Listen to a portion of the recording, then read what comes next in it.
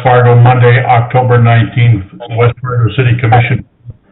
Thank you for joining us. The Commission is joining you all virtual this evening, and we thank you for participating. We will begin with the Pledge of Allegiance, please. Please join me. I pledge allegiance to the flag of the United States of America, which is the republic for which it stands, one nation, under God, indivisible, with liberty and justice for all. Thank you. Next order of business is to approve the order of the agenda. I would call to the attention of everyone that item number 5 on the regular agenda, the second reading of the sump pump ordinance 1160, option A, presented by Matt Anvik, has been pulled from the regular agenda to be discussed at another time. That's the only addendum or change to the agenda that I have. Is there anybody else that has any?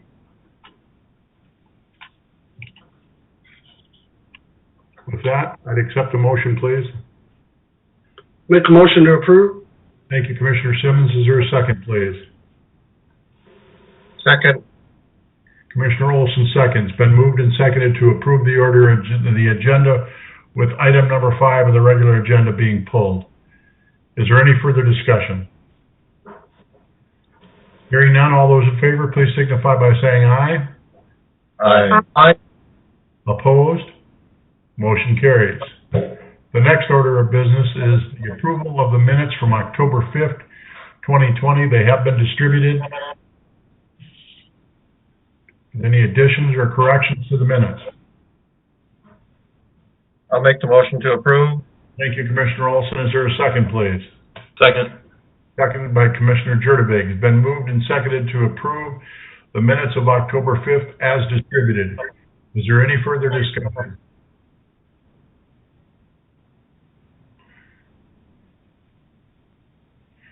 All those in favor, please signify by saying aye. Aye. Aye. Opposed? Motion carried. Thank you. Next order of business is item D, the building permit report. It has been distributed. Is there any additions, corrections, or questions? I would make a motion to approve. Thank you, Commissioner Jurdevig. Is there a second, please? Second. Thank you, Commissioner George. It's been moved and seconded that we approve the building permit report as distributed. Is there any further discussion? Hearing none, all those in favor, please signify by saying aye. Aye. Aye. Opposed? Motion carried. Thank you. Next order of business is the consent agenda. We have items A through G on the consent agenda. They have been, they are on the agenda and have been distributed. Is there any comments or questions on the consent agenda? I'll make the motion to approve. Commissioner Jurdevig, was that Commissioner Jurdevig that made the motion? Olson and George, I believe. Okay, Commissioner Olson made the motion. Commissioner George seconded. Thank you. We have a motion on the floor for the consent agenda approval. Is there any discussion? All those in favor, please signify by saying aye. Aye. Aye. Opposed? Motion carried. Thank you. Next order of business, moving on to the regular agenda. Item number 1 is a conditional use permit for an oversized accessory building in an R-1E rural estate district at 4801 2nd Street T. Mr. Sober. Thank you, Your Honor. Would you like if I share my screen? Is that okay? Yes, sir.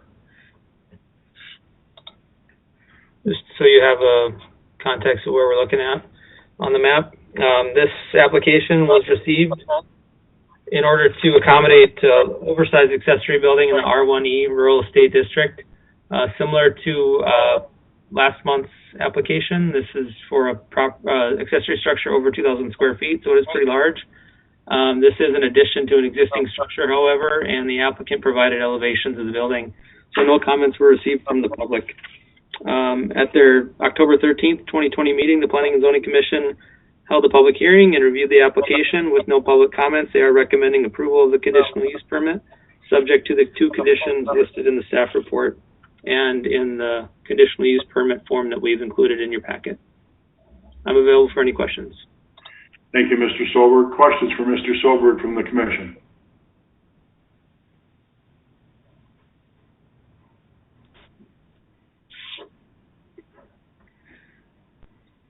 No questions for Mr. Solberg? I'll make a motion to approve with the 2 recommendations. Thank you, Commissioner Simmons. It's been moved. Is there a second? Second.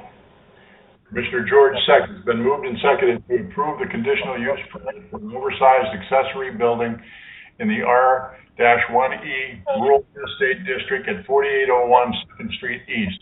Is there any further discussion? Tim, you said that the building will be over 2,000 square feet. Is that when they're both combined? Yes, Or- as a combined total, it'd be 2,172 square feet. Because the 30 by 50 is 1,500, so I was just curious how we're getting over 2,000.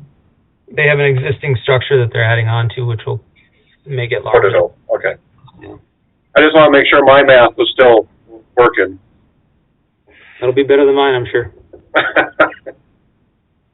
Okay. Comments? We have a motion on the floor and a second. Is there any more discussion? Hearing none. All those in favor, please signify by saying aye. Aye. Aye. Opposed? Motion carried. Thank you. Item number 2 is a conditional use permit for home occupation, a dog grooming service that has customers coming and going to the site at 815 12.5 Avenue West. Mr. Solberg. Thank you again, Your Honor. It is one of the provisions within our home occupation standards that if you have customers coming to a site, you require a conditional use permit. So went through the process for the conditional use permit and reviewed the application, sent this to property owners within 350 feet. The criteria we use for granting a conditional use permit, within that, I think the biggest concern we had was that there would be enough parking on the property for them to allow for customers to come to their site. They did not indicate that they would make any changes to the twin home, so those concerns weren't valid. They do have part of the garage that they'll be using for dog grooming, so essentially haircuts and washing for dogs, and then they have another space within the garage that they can use if they need. They have 2 parking spots outside of the off-street parking. So if you look at the aerial shot here, you notice that there's a lot of driveways and not a lot of opportunity for parking. So that was a concern of the neighborhood, and that was primarily what the neighborhood concerns dealt with. After review, it was determined that if the applicant is responsible with this, that if they stagger the appointments and don't have people waiting to come in, that it won't be an issue. So if you note in our planning and zoning recommendation in your staff report, we have the language that we've used in the past applications where we sunset this. If the property owner sells the house, it changes hands, we don't keep that conditional use permit on there. But we also have a provision in there that if 4 or more complaints are received within 60 days, that we could revoke or review the conditional use permit. This just allows us to have a little bit of consistency on how we do these conditional use permits. You don't want to bring it back up just from one complaint. You want to make sure that they're valid. And that's what we've used in past permits. One other concern was of just the amount of stuff going down the drain. We asked our city's industrial pretreatment coordinator if she had any concern with that, and she indicated she did not. So with that, our Planning and Zoning Commission and staff feel confident in our recommended approval of the application with the 3 conditions noted in the staff report. I am available for any questions. Thank you, Mr. Solberg. Any questions for Mr. Solberg?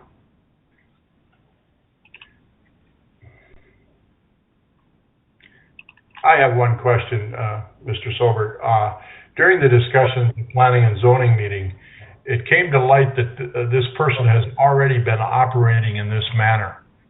And, they were coming forward for a conditional use permit, but they have been operational for some period of time. was there any additional discussion on that, or how was that resolved? Well, we told them that they needed to cease operation. We spoke with her the next day, and she essentially apologized and said she'd cease that operation. I think it's one of those types of businesses where you don't always know that you need to get a permit for it, because there wasn't a lot of major changes to the property, so they didn't have to come in for a building permit per se to have this operation exist.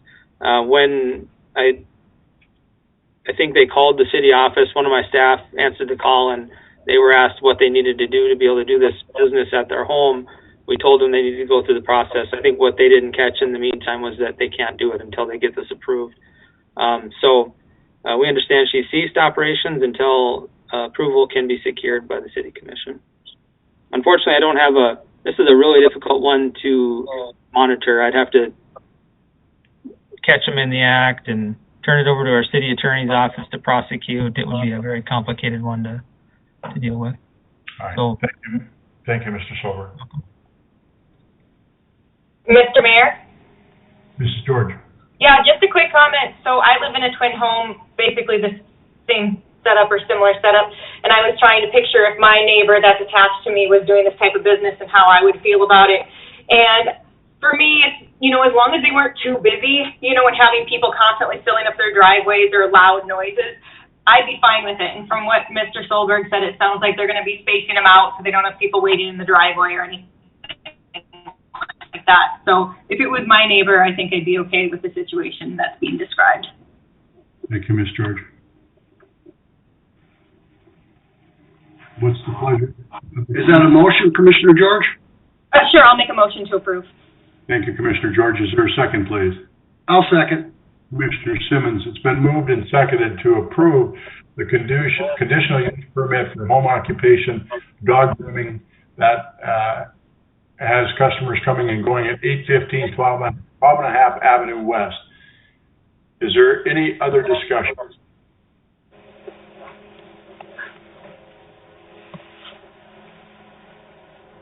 Hearing none. All those in favor, please signify by saying aye. Aye. Aye. Opposed? Motion carried. Thank you. Item number 3 on the regular agenda is a planned unit development amendment to Lot 3, Block 1 of the South Pond on Preserve, 6th edition. Mr. Silver. thank you again, Your Honor. This is the continued development of the planned unit development, which we've approved in the past for the Boulevard Square mixed-use development. We have approved detailed development plans for Building 1 and Building 2. Building 3 is left as a concept for the past few years here as they've waited to develop it. There's a small amount of information in your packet, somewhat intentionally. The PUD is set up in a manner that it can develop as a commercial property. Our landscape standards require certain buffering be met. Our setbacks require certain setbacks be met. So there's not a great need to get into the detail of the building. It's not on a corridor. They're not asking for a great deal outside of what would typically be required. The catch here, I think, is that previously we had reviewed it because apartments above residential or apartments above commercial was sort of unique at the time, and we wanted to ensure that we knew what we were getting. In this case, they want to do now phase 3, which is phase 1 on the site plan that we have here, which I will share, as 100% residential, and that's this one on the back side. And then the phase 2 on this plan, which is be phase 4, they want to have that as a mixed-use building with the commercial-facing Blue Stem, which is the busier commercial corridor there. Both of the buildings, they would propose to have underground parking. And I think just the biggest departure is that they have one of the buildings that's fully residential and one that's mixed use. They feel that that's a little bit more easy for them to sell, and in so doing, they're able to add this plaza in between, remove some of the parking garage so that that plaza can be used by the whole of Boulevard Square. What I got into most primarily, and I provided in the staff report, is analysis of the parking. I wanted to make sure that they're not asking for any reduction in parking, or if they are, that we could justify it. as part of the PUD. And what I found was, under our current parking requirements, they are not asking for a reduction in parking when you consider the whole development as a PUD, which is how we typically would do a PUD, that you can share parking across uses, and that even if ownership changes of some of the lots, that they can ensure that parking is shared into the future. So in the staff report, I provide an analysis of using our current parking requirements, which would have them with a requirement of 443 parking spaces for the whole development, where they provide 454. So they're already over providing what their demand would be in our parking requirements. The other is we use a pretty sophisticated model of parking requirements, which is from the Urban Land Institute's Shared Parking Manual. And in that, you can kind of get some peaks and valleys in a mixed-use development. And they put together that analysis and showed that during the highest demand possible on a weekend, they would need 456 parking spaces. They're providing 454, so you'd be short 2 there on the highest demand. But that's not taking into consideration the on-street parking available on Blue Stem. So if there is overflow, there is overflow availability on Blue Stem at the highest peak that they would have. The other one is we did a parking and access requirement study with the city of Fargo in 2018. And in that, we actually did do some inventory of parking areas around town, like Hornbachers at Osgood, developments up at NDSU. But we also included this Boulevard Square development along with the development around it. And what we found with that is that we're actually not meeting the parking supply that we have. In this case, actually 51% of the spaces were filled in our inventory that we did overnight and even at evening times on the weekends. So what we did in that, we looked at potentially doing a parking minimum and a parking maximum. If we did a parking minimum here, the minimum that we would require would be 215 spaces. If we did a parking maximum, meaning we wouldn't let them build any more than this maximum, they could have up to 537 spaces. So we really feel like we're not making any concessions in this, in allowing this development. It meets 3 of all of the potential reviews we could do for parking. So with that, I make that note because we did have one comment from the public on parking, and they had some concerns on parking that was overflowing into their office space on 32nd, primarily with where Spear Hall and Bottle Barn. And they felt like there needed to be more parking. We feel as staff really strongly that that's opposed to the goals of our comprehensive plan, which look for more efficient land use. Surface parking does not have much return on investment.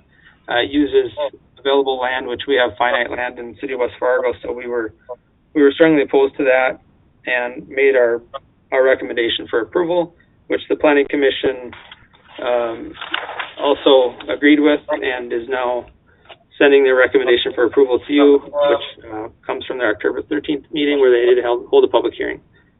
So with that, I'm available for any questions. I do not know if the applicant is online.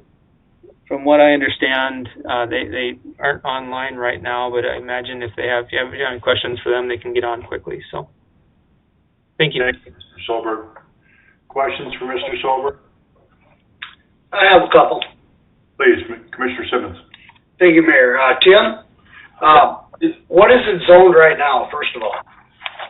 It's zoned PUD, so they need to do an amendment to get the detailed development plans approved. Okay, so I guess what I'm saying is because from what I'm hearing, they want to take away from the commercial aspect. They want to do one building full of residential, right? Yeah. So that means we do lose commercial space in our city. I mean, we're losing that to residential. It's hard to say that with certainty because they are providing the main floor of the building, which fronts Blue Stem, for commercial.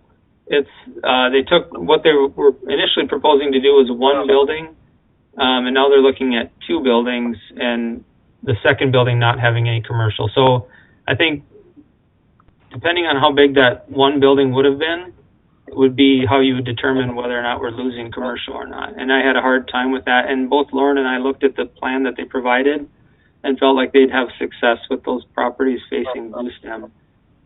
Okay.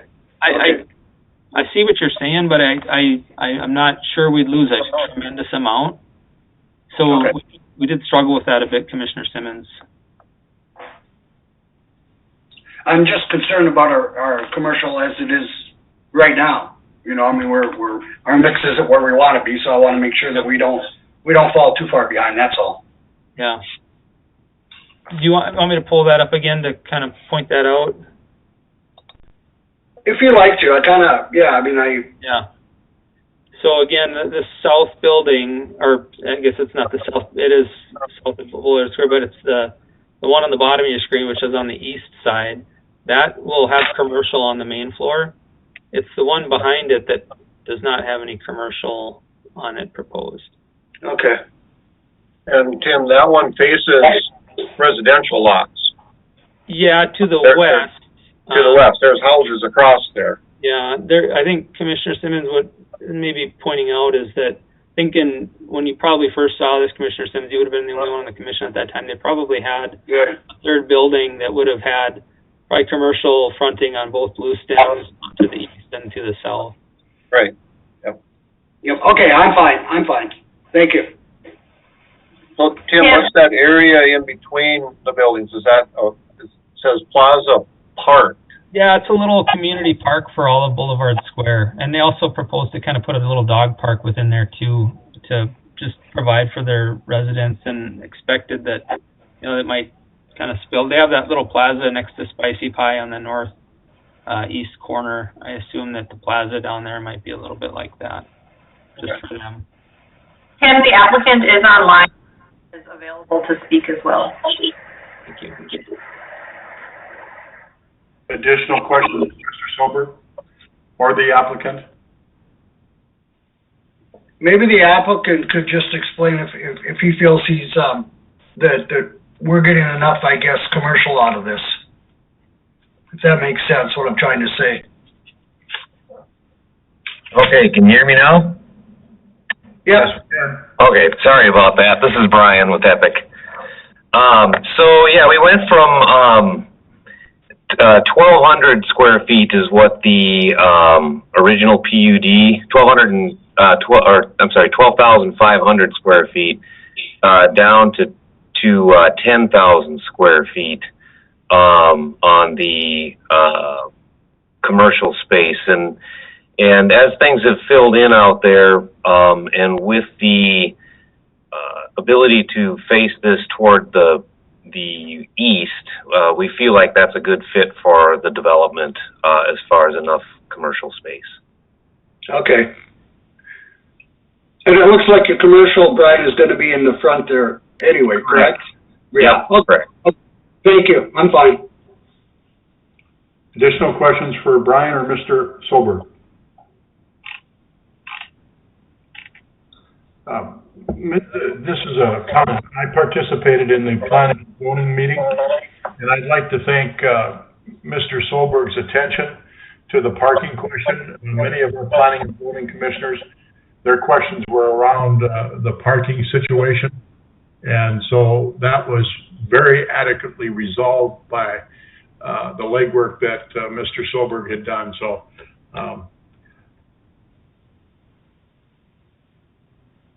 that was a job well done, Tim. Very well done. Thank you. Additional questions for Mr. Sober? Commission, what's your pleasure? I'd make a motion to approve. Thank you, Commissioner Simmons. Is there a second, please? Second. Commissioner Olson? Jurdevig. I apologize. I wasn't looking right at the picture, so. Commissioner Jurdevig seconds. Been moved and second to approve the planned unit development amendment on Lot 3, Block 1 on the,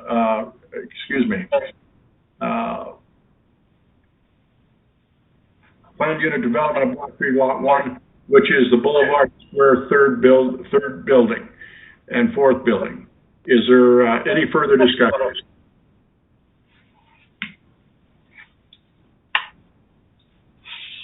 Hearing none. All those in favor, please signify by saying aye.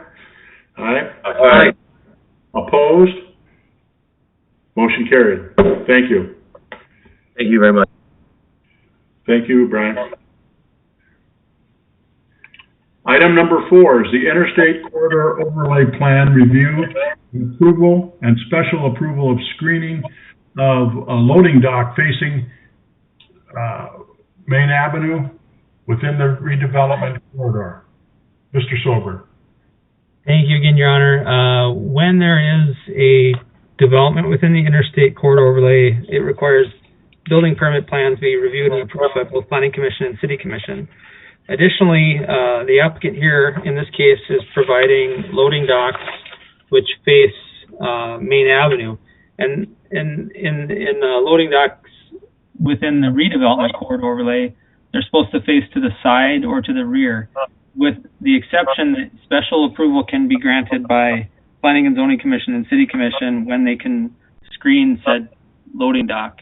So the applicant here is providing, instead of a loading dock, an enclosed structure with a material type that looks a little bit like stucco, and overhead doors, which is common along Maine Avenue, to provide screening of their loading dock.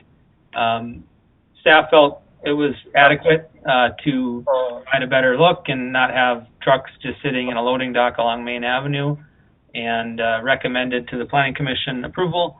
Planning Commission is now passing that recommendation on to the City Commission that the plans as provided be approved, with a condition that all other provisions of West Fargo City ordinances are met to ensure sufficient reviews provided for building inspections and other city departments. I'm available for any questions. Mr. Sober, with regard to the loading dock, how deep is that area of that stucco-looking area? Do you know what the protrusion is from the building wall? I'm looking it up right now. I apologize. Looking at the schematics here, diagram looks like about 80 feet there, Mr. Mayor. That is correct, 80 feet. Okay, thank you. That's the only question I have. Anyone else have questions for Mr. Sober?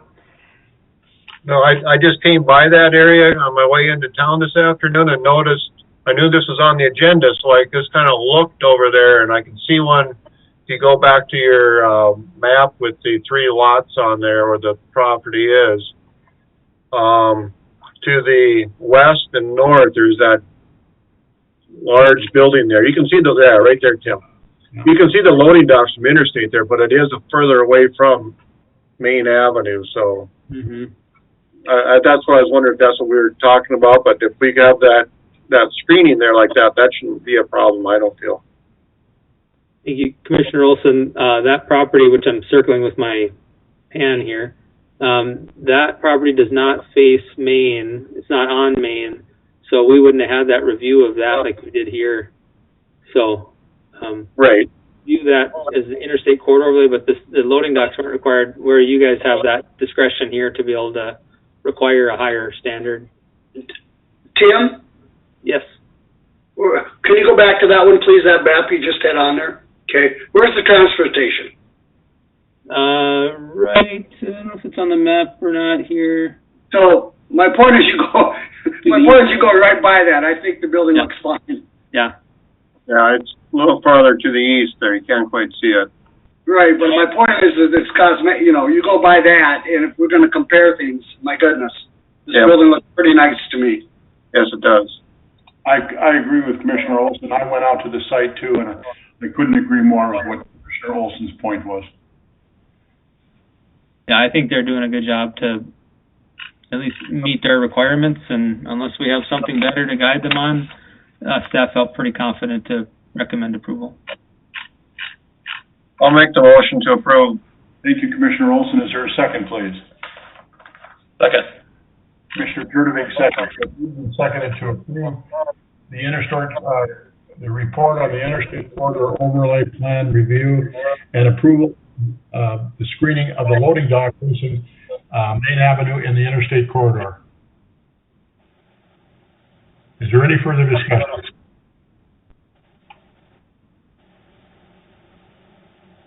Is there any further discussion? All those in favor, please signify by saying aye. Aye. Aye. Opposed? Motion carried. Thank you. The next order of business is item number 6. As you recall, item number 5 has been pulled from the regular agenda, per the request of Mr. Admick. Item number 6 is an annexation plot. Mr. Shockley. Good evening, Mr. Commission President, members of the City Commission. Tim, if you could you pull up the annexation plat? I don't know if I have sharing functions on. Yep, give me one moment to find it, and I will.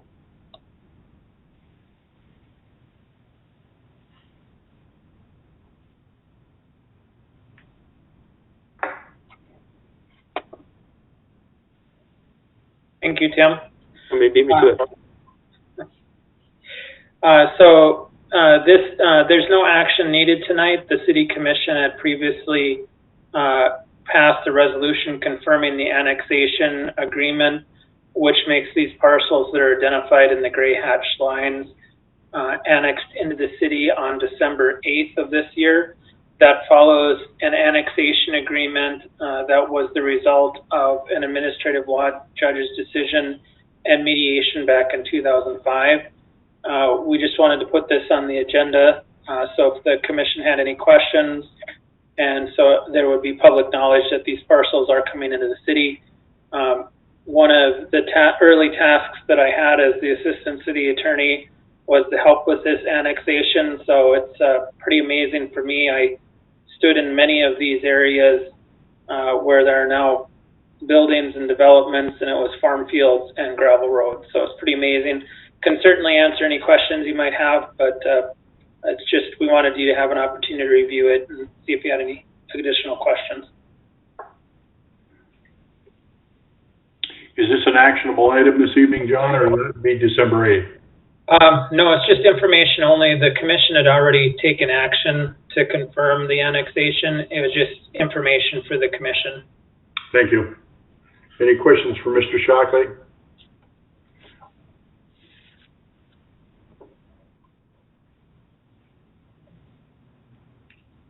Again, item number 6, the annexation plat, is for information only this evening.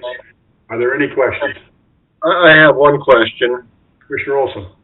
Along the Cheyenne Street corridor, now that they will be part of the city, will they be affected by the specials that were part of the redevelopment of Cheyenne Street and 32nd Avenue?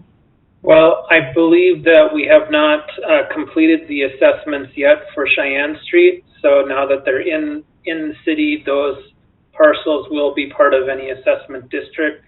There are also some assessments that were held in abeyance for those parcels over time. So there will be some assessments coming onto those parcels after the annexation. And once the assessments go through for Cheyenne Street, they will also be assessed.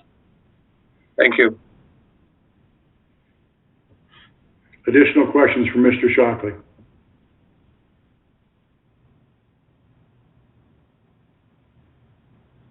All right, thank you, Mr. Shockley. Moving on to item number 7 is a continued hearing of any written appeals of assessment list confirmed by the Special Assessment Commission for Street Improvement District 2241. Mr. Scott? Good evening, and thank you, Mr. President Dardis, members of the Commission. If you recall, at the last meeting, we had a hearing on District 2241 where we did receive a protest from the developer who originally petitioned for this project. And as you can see in your packet, both Tina and myself met with the developers, and after a further review of the project, we did determine that the utilities, the sewer and water portion of that project did benefit the 2 parcels owned by the city. And so we did put together a recommendation to reduce the developer's assessment by $73,000, which was their assessment for those utilities, and redistribute that work over the 2 lots that are owned by the city. And I'm going to share my screen here just so the viewing public You can see what we're discussing.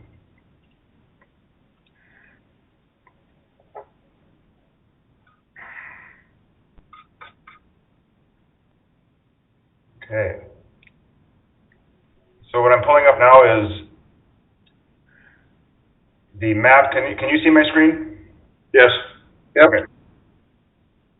So what you see here on the screen is a map showing the 3 parcels that were included within this assessment. The large red parcel here is owned by the developer. The blue and the yellow parcels are owned by the city of West Fargo. There is another parcel here that's also a West Fargo parcel where we have our stormwater lift station. And so again, there was the sewer and water work that was included with this project runs along the street here. The primary benefit of that will be for the future services of these blue and yellow lots. And just to refresh the commission's memory, the project here basically was an extension of 5th Street West. Again, are you seeing the map that I pulled up? Yes, sir. Okay, so you can see here that 5th Street West used to terminate just shy of a retention pond. And so the developer had requested the city extend this over to Cheyenne Street to allow for additional traffic connection into their multifamily development.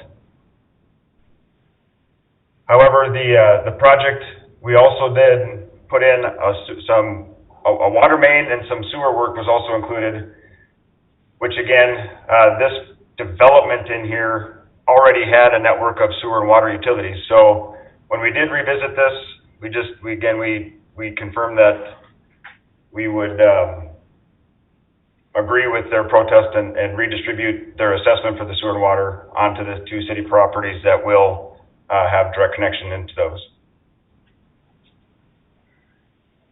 So also in your packet is a detailed breakdown of how those assessments were allocated, the original assessments on the top here, and then the revision on the bottom. And then finally the revised list that staff is recommending to confirm tonight.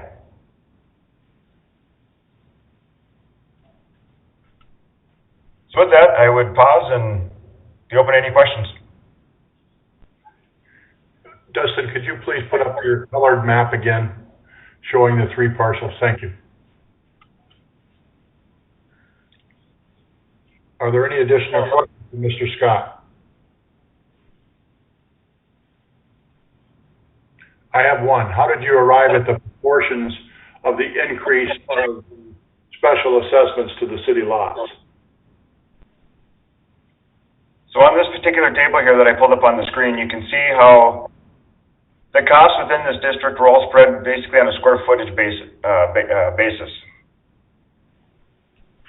So for the sewer and water component, the total cost of the sewer water on this project was $94,000.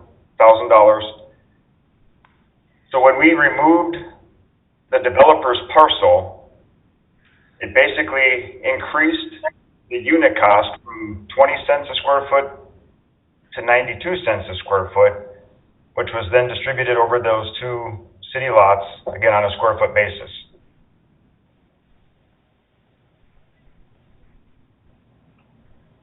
Does that make sense? It does make sense. And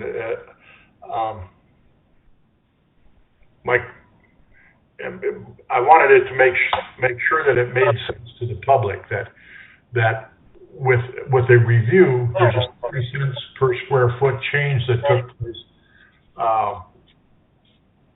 immediately. And just that whole process, I wanted everybody to understand what happened. Absolutely.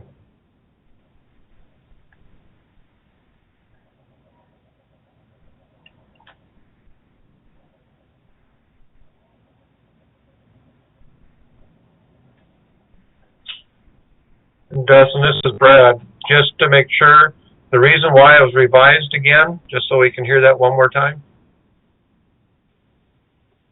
was because of the sewer and water being removed? So the developer filed a protest. So originally, the sewer and water was allocated on a square foot basis to all three of these lots, where the developer's lot here, as you can see, is just over 8 acres. So the developer's property was receiving the majority of the assessment for the sewer and water component of this project. However, their development in there already had sewer and water services, and they had paid for water mains to loop around in their site. And so that they were protesting the way the sewer and water was allocated. So originally, the assessments were spread over a square foot basis for all of the work, and the thought process was, you know, without the developer petitioning for these improvements, there would have been nothing done. But when Tina and I sat down and met with them and listened to what their protest was, and the fact that their development is currently served by sewer and water, we did understand their protest and decided to move forward with a recommendation to remove that cost from their assessment. I just wanted that reiterated. Thank you again for that, Dustin. Absolutely. And to clarify that the streets, the lighting, and the storm sewer, that still is all assessed, just not the street and water, because there's no benefit. That is correct, Mr. President. Yeah. All right, thank you. The street, excuse me, I'm sorry, Commissioner President, the street was assessed to them, just the sewer and water was brought back to the city. If I misspoke, I understood that. Thank you, No. Mrs. No, that's okay. Thank you. I'll make the motion to approve the revised special assessment for this. I don't even know what the number is on it. 2241. 2241. Thank you, Commissioner Olson. Is there a second, please? Second. Commissioner Simmons. Been moved and seconded to approve the Special Assessment Commission's rule, and then the amended dollars for 2241. Is there any further discussion?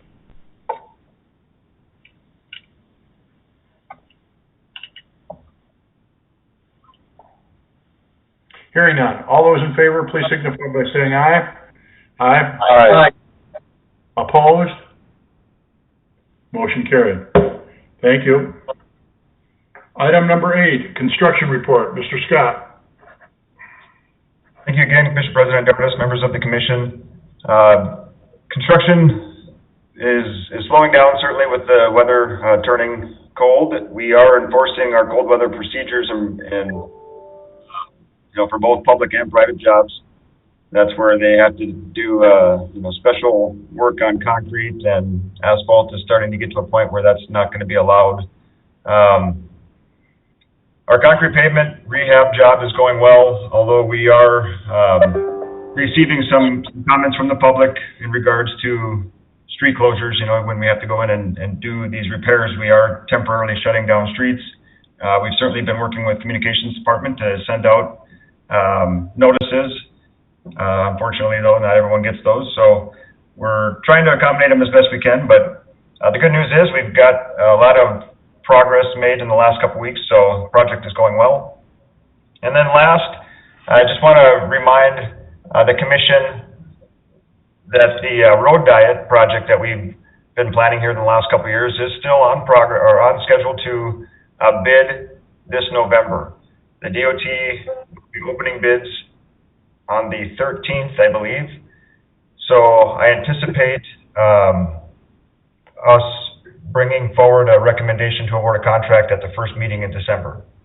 But again, it's been a while, and Commissioner Olson reached out a week or so ago, and it just reminded me that, yeah, I really haven't brought this project up in the recent months. So just want to let everyone know that that project is moving forward, and hopefully our first meeting in December, we can talk contracts. Well, Dustin, what prompted me was I went through Jamestown just before I contacted you, and they did a street diet. They went from 4 lanes down to 2 lanes with dedicated left turns. So that was a shock to me, because it's always been 4 lanes through downtown Jamestown. So that just reminded me like, oh, where's our diet? Absolutely. Yep. Valley City has done something very similar too.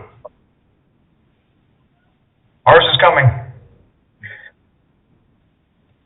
Any questions from Mr. Scott? Thank you. Thank you. Item number 9 is the city administrator's report. Mrs. Fisk.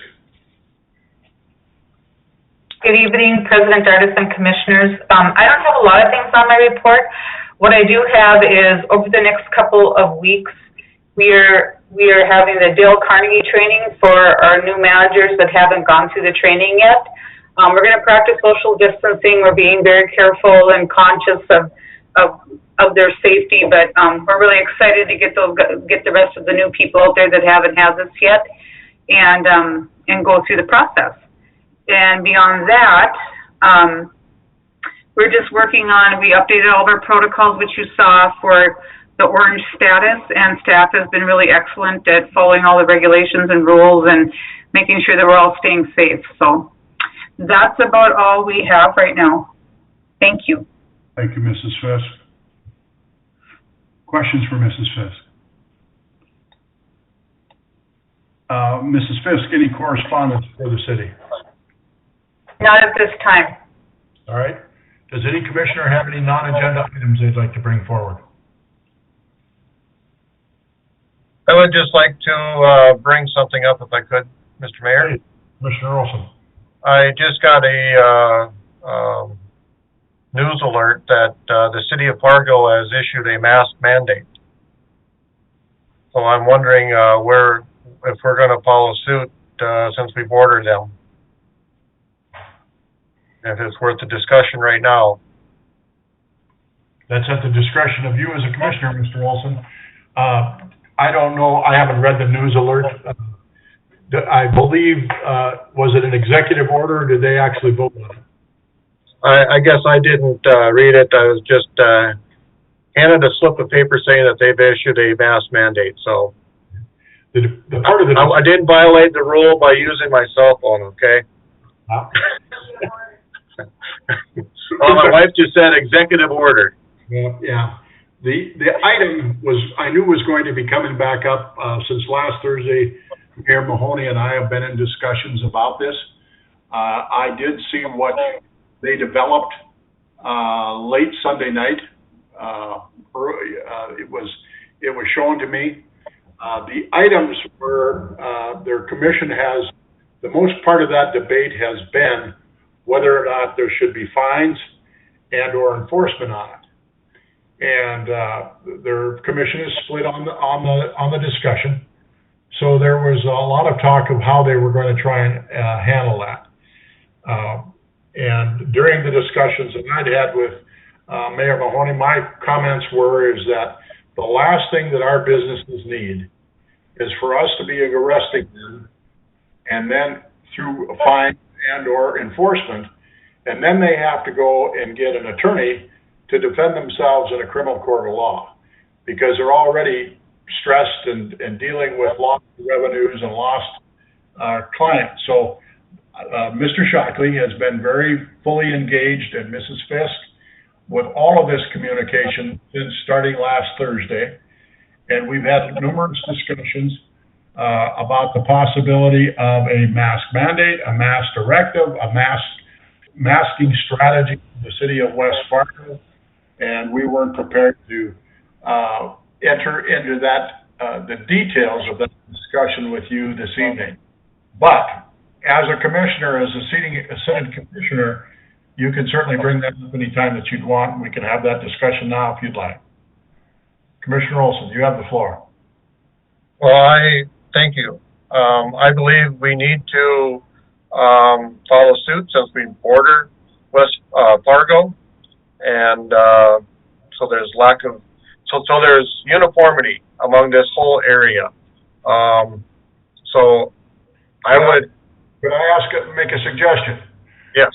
Can we defer this to Mr. Shockley and to evaluate the legality as to whether or not West Fargo city ordinances are in line with if we're going to model our directive, our mandate, with that, how do you feel about that? Yes, I mean, it needs to be within the ordinances. I don't want to do anything illegal. But I do feel we need to issue some kind of mandate of some sort to keep all businesses on the same playing field. Because if one business voluntarily does it and the next one doesn't, then there's that inequity. They're pointing fingers. They're saying they're losing money, this, that, the other thing. So we keep everybody on the same playing field, and it's for health and safety. It's just like the no smoking laws. There was a big debate decades ago, and everybody accepts it now.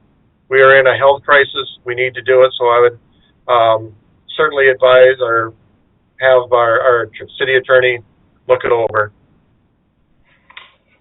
Thank you, Mr. Olson. A question I would ask is, what timeline does that put us on? I mean, are we going to wait 2 weeks to discuss that? Any commissioner can ask for a special meeting or executive session. Mr. Shockley, would you like to respond?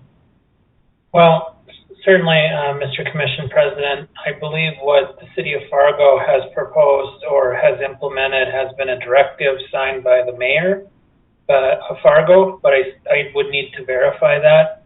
An executive order, yes. The Commission President can sign a declaration at any time. It wouldn't necessarily have the force of an ordinance.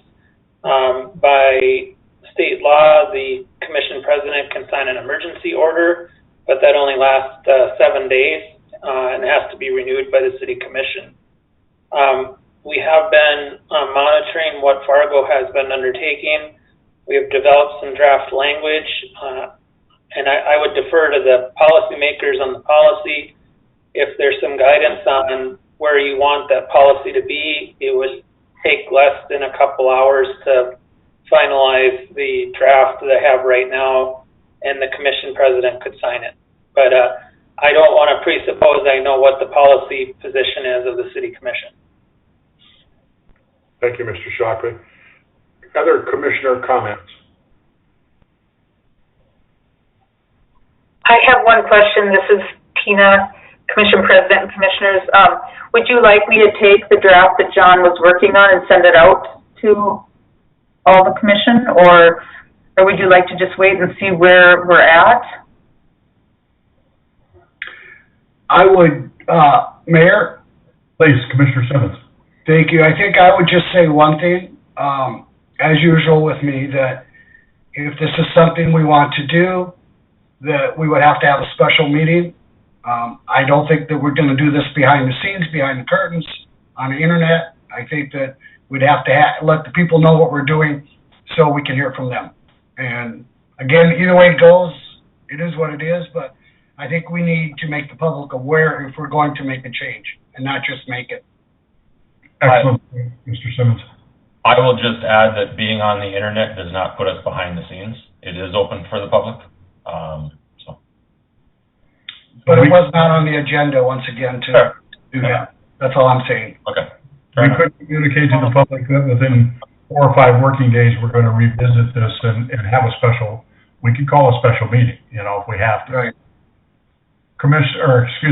Shockley, you indicated that in several hours you could probably complete your draft. Is that the directive that the commission would like us to take? And again, are we going, there's 2 parts to this when it comes to the policy side of it, in my opinion, is number 1, are we going to enforce this? How are we going to enforce it? And is there criminal ramifications if we do have enforcement? Now, the City of Fargo, that's why they went to the executive order of the mayor, because their commission was split on, from my understanding, leading up to this, that there were, they had commissioners that were in favor of enforcement and fines. Now, that's a critical part of the policy that we have to give Mr. Shockley directive on. Again, because if we go that route, now all of a sudden, what we're doing to those business people is that we are putting them in a position where if they don't adhere to this, then we're going to have to figure out an enforcement policy, and we don't have a public health department in the city of West Fargo. Who is that enforcement person or persons? Is it going to be the law enforcement community? Or whom? Mayor? Yes, Commissioner Simmons. Thank you. I will just say that I'm not in favor of fines or enforcement. I mean, I think that's all I'll say about it. I'm not in favor of either of those two things, so. Thank you, Commissioner Simmons. Mr. Mayor, I have a question. Commissioner Olson. With Mr. Shockley's draft, does it list the level of risk as the deciding point, whether it be orange or red or what level, and then so it would automatically sunset and then come back on, or how does it work, John? Thus far in the draft, we have it mirroring the level orange that is currently in place, and it would be in place as long as the orange level is in place, or the time which the president of the commission would decide that it's no longer in force. So, I mean, I could certainly add that it would elevate. From my perspective, the legal side is almost the easy part of drafting. It's the policy of, do you want it, should it include ordinances, or should it include a penalty provision? Do you want to make it a requirement? Do you want to make it a recommendation? And then what are the exceptions?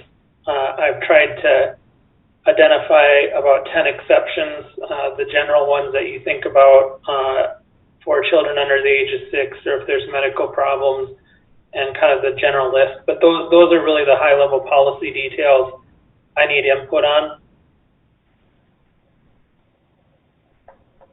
Mayor? Mr. Simmons.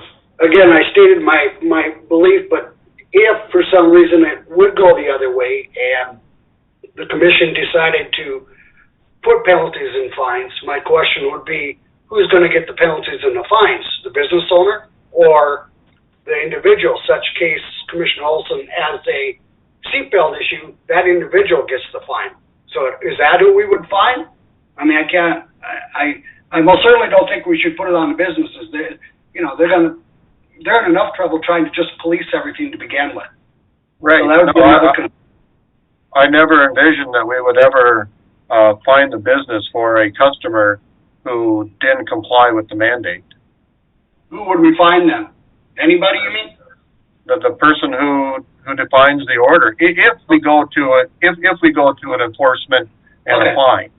Okay. So if I can just throw out a suggestion, I mean, I would like to read what Fargo has done, and I haven't. But I also believe that this discussion, if action is going to happen from this commission, can't wait 2 weeks. I mean, I agree. It's the inaction throughout our entire state that has gotten us into the orange level, and there is an argument to be made to do something, whether it includes fines or not is a point of discussion. But I feel like we should take a look at what John has written. I feel like we should all take a look at what Fargo has done, and then I think we should try to reconvene for some type of further discussion on it. I have a question. How much time do we need to notify the public of a special meeting? Well, I was going to suggest, if you wanted, you could potentially schedule a meeting for Wednesday or Thursday night. I would say that we have a really exceptional communications department that could get the word out really quick. Just so we follow the open meeting rules, that's all I'm concerned about. Right. I also have a suggestion, consideration. There's some, strong opinions on this issue.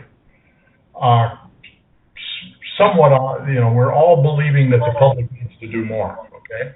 and/or the possibility of also including that the businesses need to do more. Mr. Shockley, would it be for your consideration, if we were to appoint a committee of 3, Tina Fisk is the city administrator, Mr. Olson, Mandy, or Mark, okay, Mark, okay, thank you, Mandy, and have some discussion, because it would appear that Mr. Simmons and Mr. Olson are a little bit different on this, or Commissioner Jurdevig, but, you know, we have to be conscious of the open meeting laws that Mr. Simmons or Mr. Olson or Mr. Jurdevig and Mrs. Fisk, a committee of 3 only. So Mr. Jurdevig and Mr. Olson, if you want me to flip a coin, I can do that.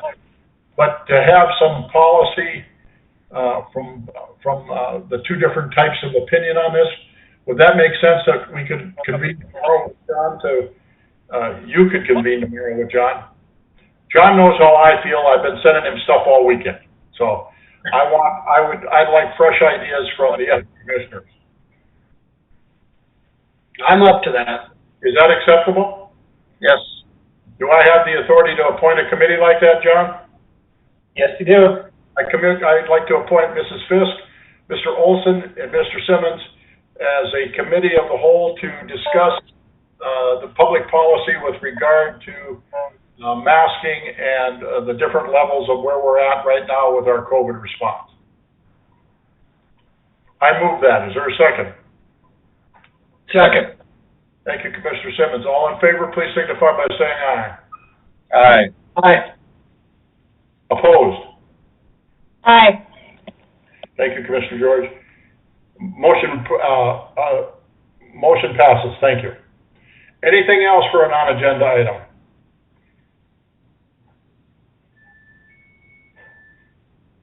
Commissioner Simmons? Make a motion to adjourn. Thank you, Commissioner. Commissioner Olson? I second the motion. I move in second to adjourn. All those in favor say aye. Aye. Aye. Opposed? Aye. Thank you. And Mr. Shockley, you'll be in, and Mrs. Fisk, you'll be charged with getting that group together in the very near future, please. I've already emailed Emily to set it up, so. Thank you kindly. Everyone have a wonderful evening. Stay safe. Thank you. Good night. Good night, everyone.